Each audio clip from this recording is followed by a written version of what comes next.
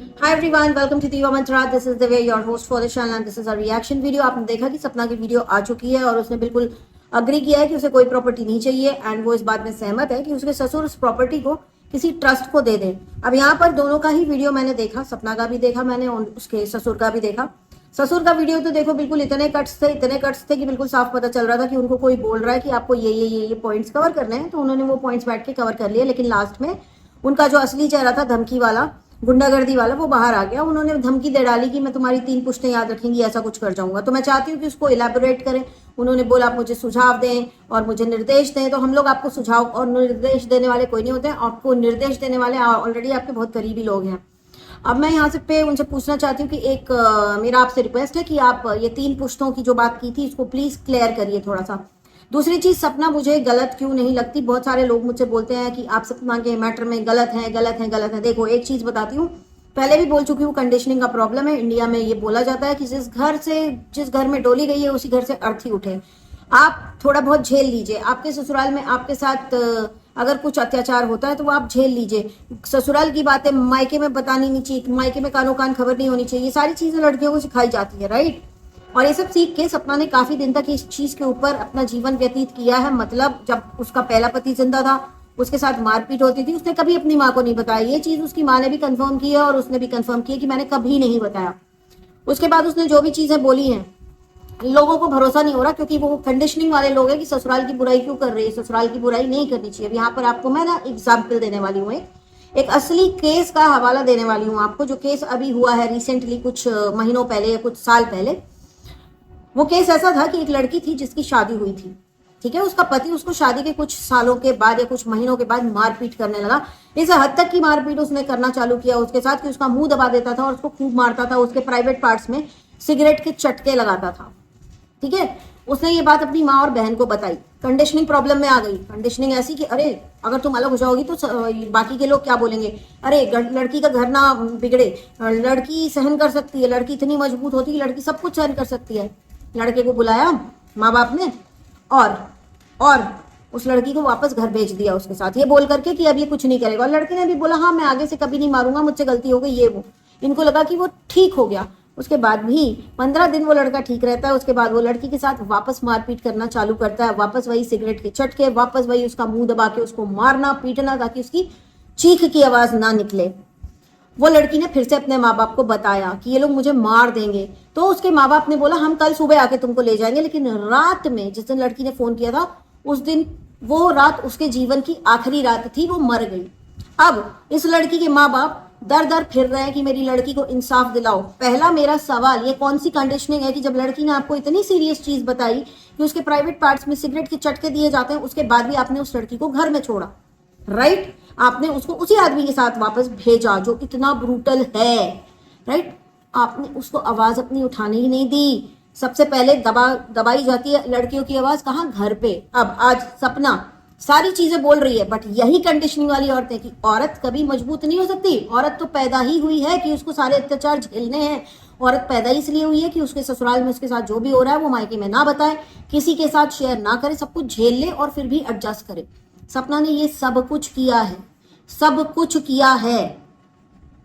और अब जब वो सच बोल रही ना, अब जब वो आवाज उठा रही तो कुछ औरतों को बहुत तकलीफ हो रही है। तो जिन भी औरतों को तकलीफ हो रही है इस वक्त, मैं बोलूंगी कि मेरी आपसे इस मुद्दे पे शायद ना बन पाए, क्योंकि मैं उन लोगों में से हूं जो देखती हूँ। मेरा मानना है कि जो दिखता है वो बिकता है। वो पूरे प्रूफ दे रही है, पूरे प्रूफ। सामने वाला कोई प्रूफ नहीं दे रहा है। अब कल इनके ससुर की जब मैंने वीडियो देखी तो मुझे इतना तो बिल्कुल समझ में आ गया कि जितनी कलेश सपना के और उनके इन-लॉज के बीच में हो रही है उसमें सब के सब तीसरे लोग हैं। तीसरे लोग कौन है? तीसरे लोग वो हैं जिनकी बेटी को उन्होंने अडॉप्ट किया है। तीसरे लोग वो हैं जो इनके पड़ोसी हैं।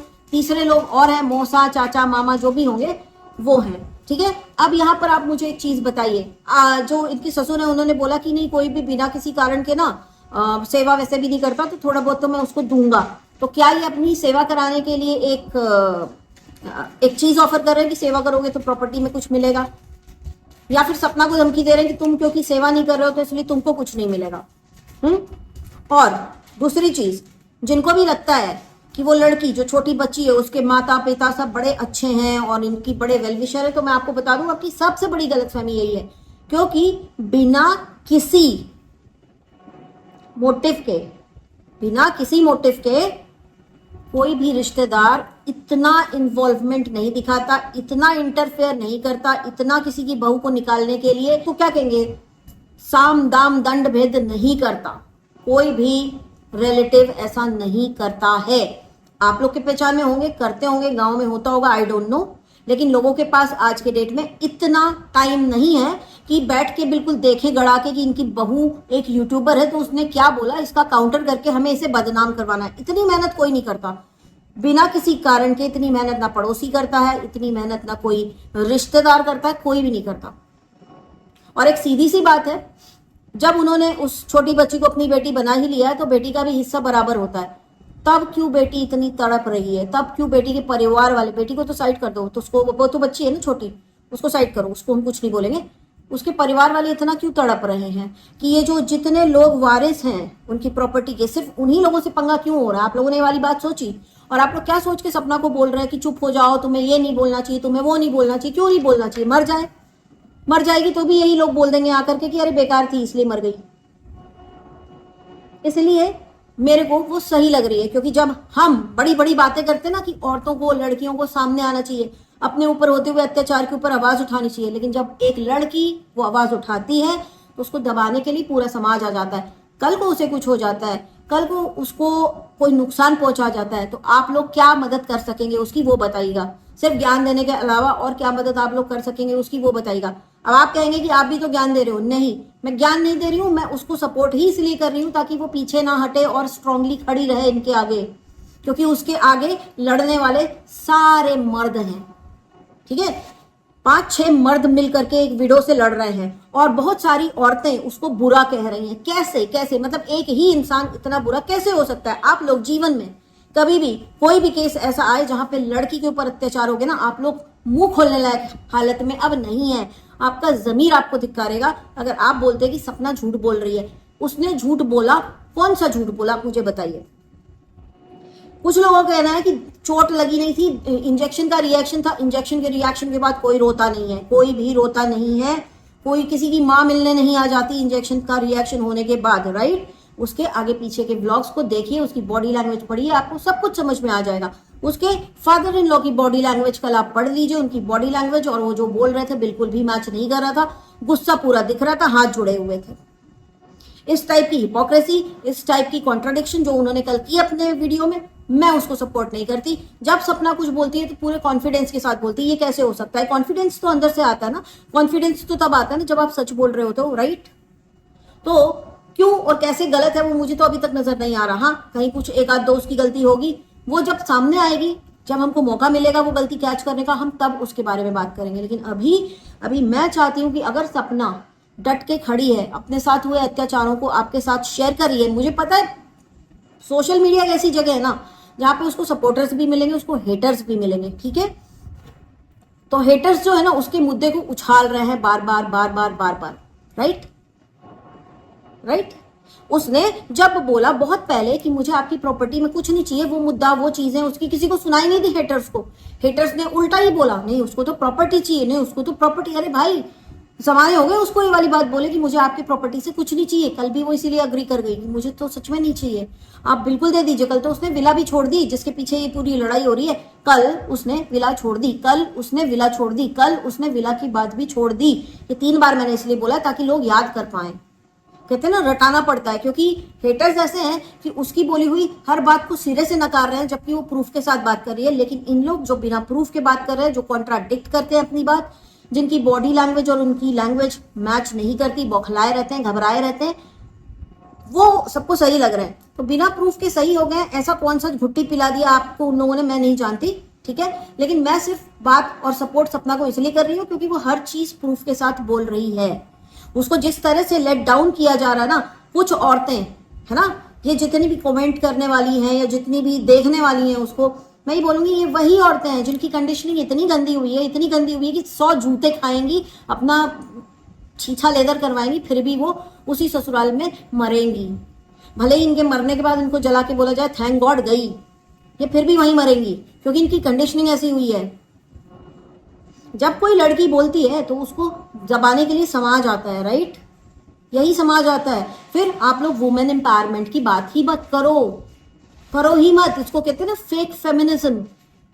भाई एक लड़की बता रही है कि मेरे साथ ये हुआ है ससुराल में, नहीं तुमने पहले क्यों झूठ बोला था? क्योंकि पहले उसने कंडीशनिंग के अकॉर्डिंग काम किया था कि बेटा ससुराल में हो ना, तुम ही को एडजस्ट करना है, बेटा ससुराल में 4 बातें भी हो जाए ना तो दबा के रख लेना, बोलना नहीं किसी से। पहले वो उस कंडीशनिंग पे काम कर रही थी। आप लोग आज तक उसी कंडीशनिंग पे हैं। वो उस कंडीशनिंग से बाहर आ चुकी है। उसको पता है कि मुझे वोकल होना पड़ेगा, मुझे अपने लिए खुद लड़ना पड़ेगा, मेरी 2 बच्चियां हैं, राइट? तो जो लोग उस कंडीशनिंग में अभी भी घुसे पड़े हैं कि नहीं, एक औरत एक बहू जब बनती है तो उसके ऊपर बहुत सारा जिम्मेदारी आता है, तो भैया आप लोग जी लीजिए। आप लोगों की बातें जब मैं सुनती हूँ, जब मैं कमेंट्स पढ़ती हूँ ऐसे कि सपना ने ये किया, सपना ने वो किया, आप लोग अगर इतने ही तेज हैं, आप लोगों के साथ ऐसा होगा तो क्या आप लोग एकदम बढ़िया सती सावित्री वाला बिहेवियर रखोगे? नहीं रखोगे ना। आप लोग भी आवाज उठाओगे ना। तो सपना बुरी क्यों और सपना गलत कैसे? मुझे ये जवाब चाहिए कि अगर उस कंडीशनिंग से बाहर वो निकल आई है और उस टाइम की बातें अब उसको गलत लग रही हैं क्योंकि वो खुद के लिए खड़ी है, खुद के लिए अकेले लड़ रही है, तो वो गलत कैसे हो गई? ऑब्वियसली जिनकी कंडीशनिंग बहुत ही एकदम, जिसको कहते हैं ना डीप कंडीशनिंग हुई है, उनके बस का ना है ये मुद्दा समझना, उनके बस की ना है सपना को समझना। ठीक है, मैं यही बोलूंगी कि मुझे मत बताइए अभी कि वो गलत है कि सही है। जिस पॉइंट पे मुझे वो गलत लगेगी मैं उसको गलत बोलूंगी, लेकिन उस पॉइंट को आने दीजिए। उस पॉइंट का आप लोग वेट करिए।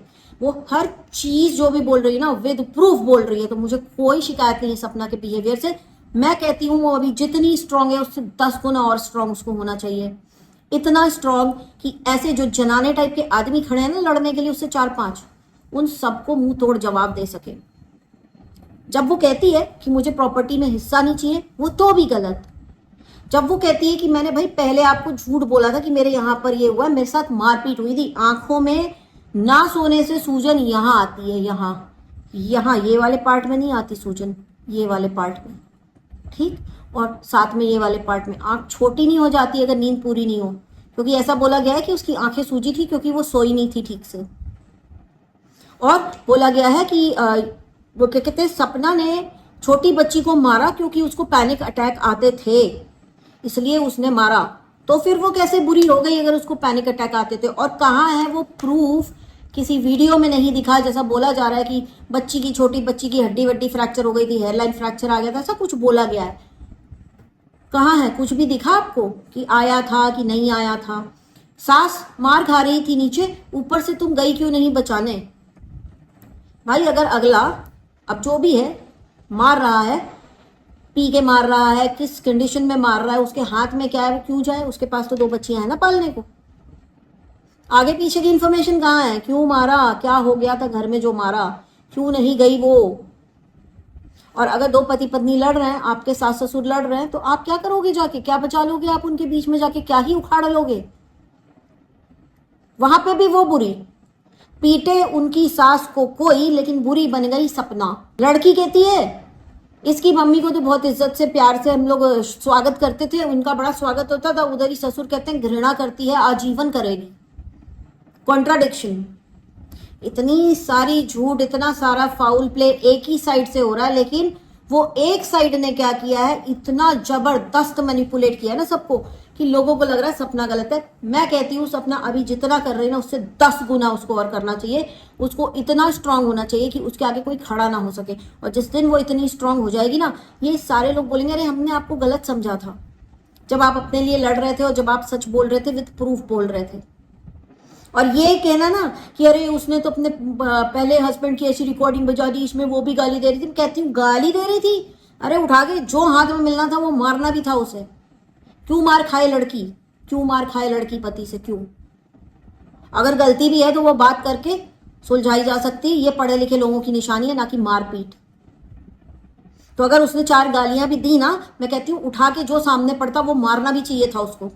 अब बोलोगी अरे मरे हुए आदमी के लिए ऐसा बोल रहे। भाई मरा हुआ आदमी अगर मारपीट करने वाला इंसान है तो बहुत सारे ऐसे लोग हैं जो दुनिया में नहीं है, उनको आज भी लोग गाली देते हैं, ठीक, क्योंकि उनके कर्म खराब थे। इसीलिए कहते हैं कर्म अच्छे करो ताकि जाने के बाद लोग अच्छे कर्मों के साथ याद करें, ना कि बुरे कर्मों के साथ। इतनी भयानक कंडीशनिंग वाली औरतें सपना के मैटर में घुसी हुई हैं। सो मैं क्या ही बोलूं। तो ये मेरा आज का वीडियो है, अभी इतना ही वीडियो है, क्योंकि मेरे पास बहुत सारे सवाल आ रहे हैं ना कि आप गलत हो, आपको गलत क्यों लग रही। मुझे गलत नहीं लग रही, मुझे बहुत सही, बहुत स्ट्रांग लग रही है। मुझे अच्छी लगती है स्ट्रांग औरतें जो अपने लिए लड़े, मुझे बहुत अच्छी लगती हैं। और इनके फादर इन लॉ के लिए मैं इतना बोलूंगी, आई अप्रिशिएट कि आपने बोला कि आप राजवीर के मुद्दे में साथ खड़े होने को तैयार हैं। तो आपको ये काम 1 साल पहले करना चाहिए था, आप बहुत लेट हो चुके हैं। बट आई होप कि आपको और आपके बच्चे को और सपना के हस्बैंड को इंसाफ मिल सके, क्योंकि 7-7 साल के बाद केस रीओपन हुए हैं और उसमें पकड़ा गया है मारने वाला। तो कोई बड़ी बात नहीं कि पुलिस पकड़ लेगी, हमारी पुलिस बहुत काबिल, अगर अपने पे आ जाए तो बहुत काबिल है। ये वो फैमिली है जो बोलती है पुलिस काम नहीं करती, पुलिस पैसा खाती है। वो 17 साल की बच्ची बोल रही पुलिस पैसा खाती है। ये तो स्टेटमेंट जाना चाहिए पुलिस के पास कि भैया देखो बोल रही पैसा खाते हो तुम लोग, देखो बोल रही तुम लोग काम नहीं करते हो। जाना चाहिए ना पुलिस के पास, ताकि थोड़ा पुलिस सीख ले सके ना, अच्छी बच्ची है बहुत, राइट। तो था मेरा आज का वीडियो। मैं बहुत जल्द मिलूंगी नेक्स्ट वीडियो के साथ, तब तक के लिए take care and stay blessed. I love you all. जय महाकाल।